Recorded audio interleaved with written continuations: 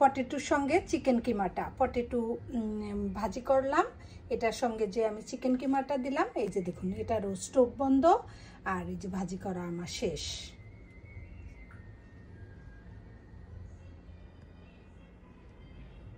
একদম close two দেখিয়ে দিলাম।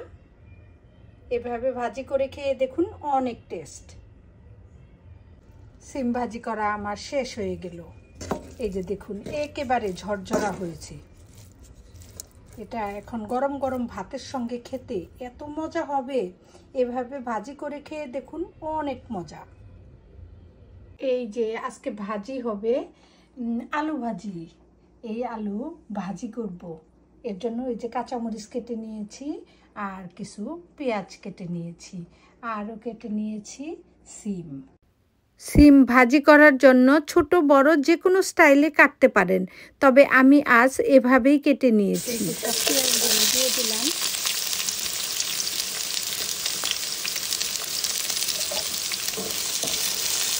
কাঁচামরিচটা দিয়ে দিব,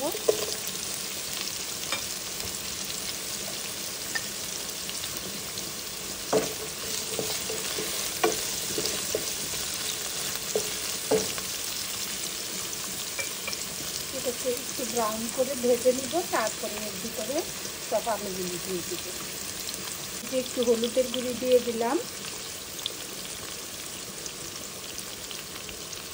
তো এখানে দিয়ে দেবো একটু স্বাদ মতো লবণ,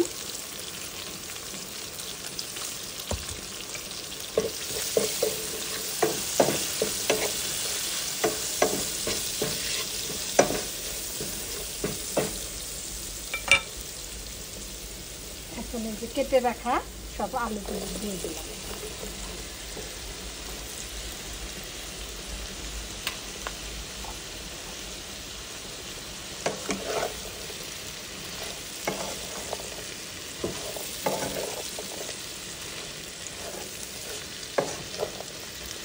এটাকে একদম হাই হিটে ভেজে নিব এই আলুগুলো।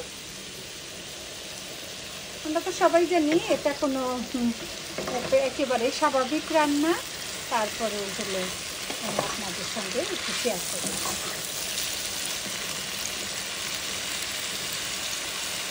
যে কোনো রান্নায় একেবারে ভাজি, যে কোনো ভাজি হাই হিটে করলে সেটা একেবারে ঝরঝরা হবে।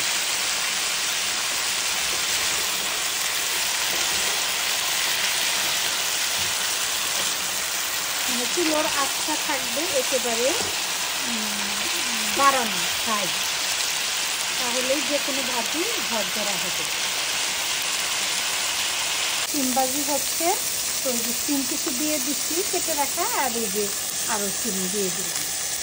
আমি হলো বড় বড় লম্বা লম্বা করে কেটেছি, অনেকে ছোটো ছোটো করে কুচি করেও কাটে। এর ভিতরে দিয়ে দিব হলো একটু দিয়ে হলুদের গুঁড়ি, আর দিয়ে দিয়েছি পেঁয়াজ কুচি, কাঁচামরিচটা দুটো ভুলেই দিয়েছিলাম। এই যে কাঁচামরিচ দিয়ে দিলাম। এখন এর ভিতরে দিয়ে দিব হালকা করে হলুদের গুঁড়ি দিয়ে দিলাম, আর এখানে দিয়ে দিব স্বাদ মতো একটু লবণ।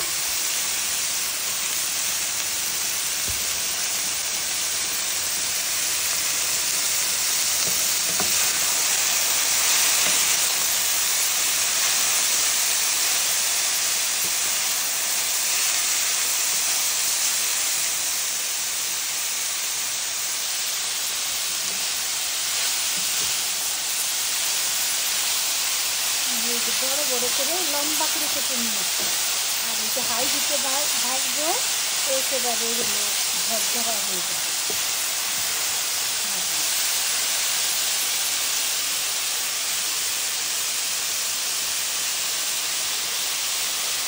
আলু ভাজিটা হচ্ছে, এখন এর ভিতরে কি দিয়ে দেই দেখতে থাকুন।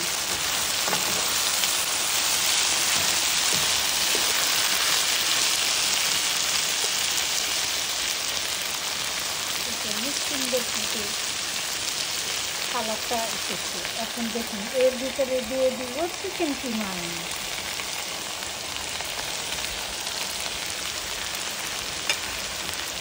কেউ কখনো এভাবে খেয়েছেন? এভাবে ভাজি করে দেখুন, চিকেন কিমা দিয়ে পটেটো আলু ভাজি করে দেখুন, অনেক মজা। পটেটো আলু এটা তো হলো কার্ব, এখানে যদি চিকেনটা অ্যাড করা যায় তাহলে এটা হলো প্রোটিন, সঙ্গে প্রোটিনও হলো।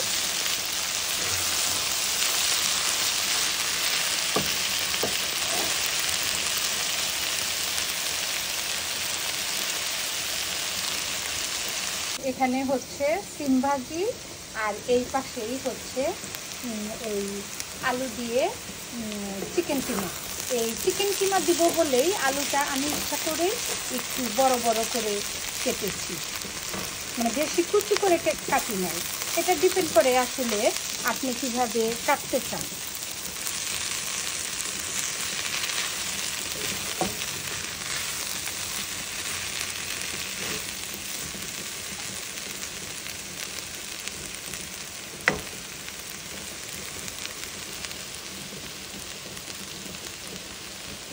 এখানে হচ্ছে সিম ভাজিটা, এই সিমটাও আমি গুঁড়ো করে, মানে ছোট ছোট চিকন করে না কেটে আমি এই যে দেখুন লম্বা করে কেটে নিয়েছি। এভাবেও কেটে সেম থিং, ভাজি তো ভাজি সেমভাবেই করা, শুধু হলো কাটার একটু স্টাইলটা ডিফারেন্ট। এভাবে কেটে ভাজি করে দেখুন, অনেক ঝরঝরা থাকে, আমার কাছে ভালোই লাগে খেতে এভাবে। চিকেন কিমাটাও ব্রাউন হয়ে আসতেছে এইভাবে। অনেকে এই পটেটোর ভিতরে এগ দেয়, তো আমি এগ না দিয়ে চিকেন কিমাটা দিয়েছি প্রোটিন রাখার জন্য। ভাজিটা এখানে আমি হলো সবগুলি নিয়ে নিলাম এভাবে। ওকে, এই তো হয়ে গেল সিম ভাজিটা এখানে হলো নিয়ে নিলাম। আর বলে আর অন্য বলে এই যে আলু ভাজিটাও আমি হলো নিয়ে নিলাম। দেখুন অনেক ঝরঝরা হয়েছে। আলু দিয়ে চিকেন কিমা, অনেকে এর ভিতরে এগও দেয়, ওটাও আর কি কার্ব। পটেটো আলু হলো কার্ব, ওই এগ দিলে ওটা হলো প্রোটিনটা হয়। আর এখানে আমি এগের পরিবর্তে চিকেন কিমাটা দিয়েছি। দেখুন অনেক সুন্দর একটা কালার আসছে, খেতেও অনেক মজা হবে।